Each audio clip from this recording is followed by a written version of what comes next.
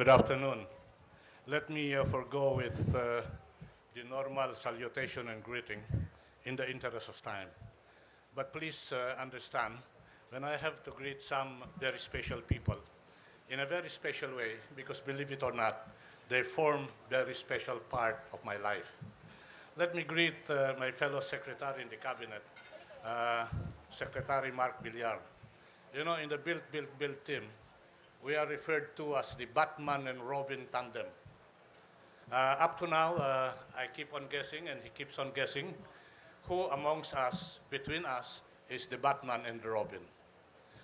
I greet in absentia Senator Villar, the matriarch of the South.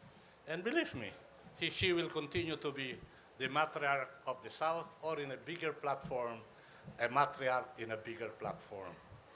I greet my idol in business, MVP, sir. Magandang hapon ho. Idol ko talaga si MVP. We were together when I was still actively involved with the Sambeda team. And he is the primary sponsor. And then from that moment in time, I I gave him my total respect and trust. And therefore, whenever there is an activity where he is involved, the benefit of it being done within the context of professionalism, within the context of love of country, I give him that benefit of the doubt. I greet my friend from JICA, Mr. Wada, sir. This is one result of our weekly discussions. I remember very well those times when I wanted to walk out during our meetings. But this time, those meetings have borne very good fruits, and I thank you for that. Of course, I greet General Beroya, the administrator of LRT-A. His leadership, his silent, hard-working style is actually the platform upon which this activity is now being done. May kaaway ko lang siya last month, shipping Alfonso, because we had some differences on how certain things are to be done and to be carried. But Ping, believe it or not, it was nice working with you, and I'm sure that it will continue to be nice to be working with you. I greet the local government, the various congressmen that are here. I greet you all, but I greet first and foremost Mayor Olivares. Sir, magandang hapon ho. Nagagalak ho ako na nandito kayo ngayon. Alam ko po na itong proyektong ito, kung wala hong tulong ang tinatawag na local government, wala ho kami dito. Sa lahat ho sa inyo, ako ho'y nagbibigay pugay at sinasabing magandang hapon sa inyong lahat. Let me ask you a question. When you have a very hot hour of the day like this, and when you have a hot project like what we are celebrating now, what do you have? You have a very, very hot moment to celebrate. And today we are here to celebrate a very, very hot moment. A very, very hot moment because this is now the culmination and the realization of a dream that has been there for the last 3 administrations, that has been there for the last 2 decades. Alam niyo ho, liwanagin ko lang ho ang dalawang bagay. Una ho, we are not doing a groundbreaking today. That groundbreaking was done in 2017. Correct, Ping? So we are not doing a groundbreaking today. What we are doing today is actually celebrating, crying hallelujah to starting a work, actual construction day, full construction day today. Meaning to say, totoo itong proyektong ito, totoo at umpisahan na itong proyektong ito. Having said that, perhaps the question that will be asked by our media friends and some people is, when you ground broke last 2017, why did it take you another 2 years, to start the actual construction work? For various reasons. Let me explain. Number one, as already pointed out twice today in the presentation, there was the issue of right-of-way. When the Duterte administration assumed the helms of government, there was no right of way in 2016, 2017. Nothing, nada, they say. it is zero certification. But after barely 2 years, that zero certification, which was in 2016, is now more than 92%. In other words, in terms of right-of-way, this project is a go. In fact, you have seen in the slide presentation that when we said the right-of-way is in place, you saw that some of those people that have been character movements in the right-of-way have been relocated. So the right-of-way issue is now in place in barely 2 years. Number two, we have completed the mobilization and the contract mobilization and the delivery of the light railway vehicle. To show you that this is not just talk, we will inaugurate and show you the model of the light railway vehicle this afternoon. And then you will say, totoo pala to, it is true, the vehicles are coming. And to complement the vehicles that are coming, there was the third issue that was addressed. What is this? The expansion of the depot. The expansion of the depot in Sucat.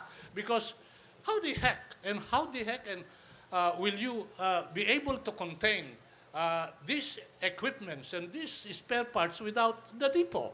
That is already in place.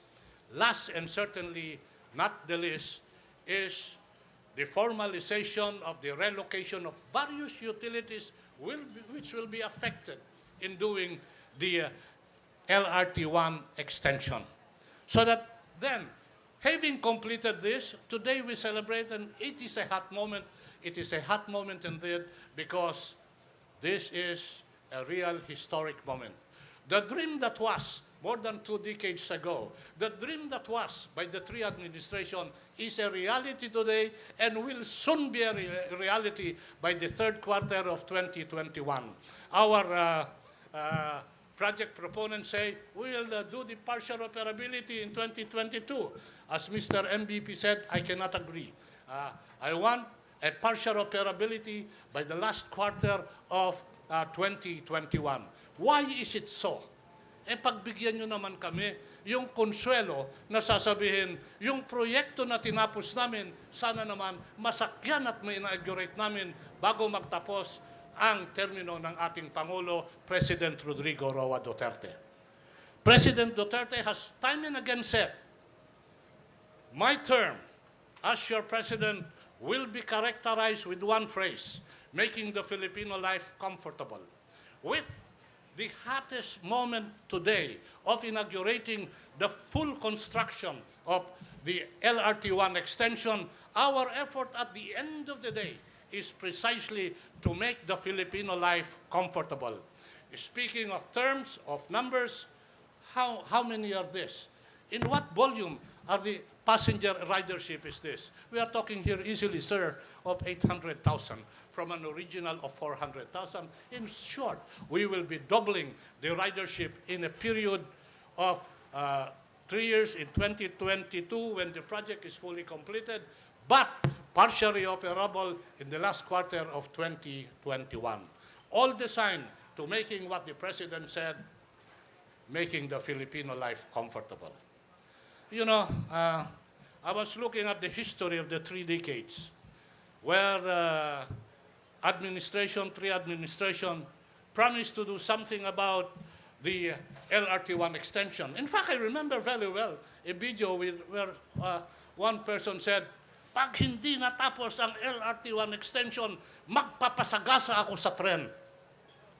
Ladies and gentlemen, today, I make the assurance that we will finish the train, the LRT-1 extension, not because we want a train na magpapasagasa yung mga tao, kundi magkaroon ng tren na masasakyan ng 800,000 people when the project is completed.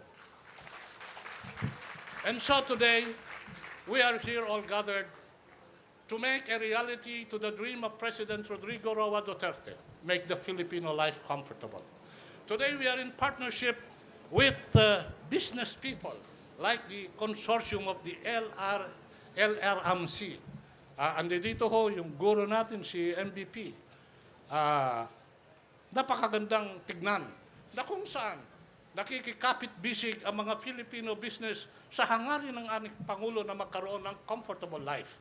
Napakaganda hong tignan na kung saan Meron mga iba-ibang bansa. Ngayon, maririnig ho natin yung bansang Espanya, yung bansang Inglaterra na kung saan nakikipagkapit-bisig sa isang proyekto. A deviation from the standard names of countries that are getting involved in the railway system. It shows the full trust of the international business to the administration of President Duterte. It shows the trust of the Filipino local business in the administration of Duterte. And this trust, susuklian ho ng ating pamahalaan at gobyerno by doing our job. And believe us, we will do our job. We went into the heart and pain of reviving this as project. We will not have second thoughts in having additional hurt and pain in completing and finishing this project.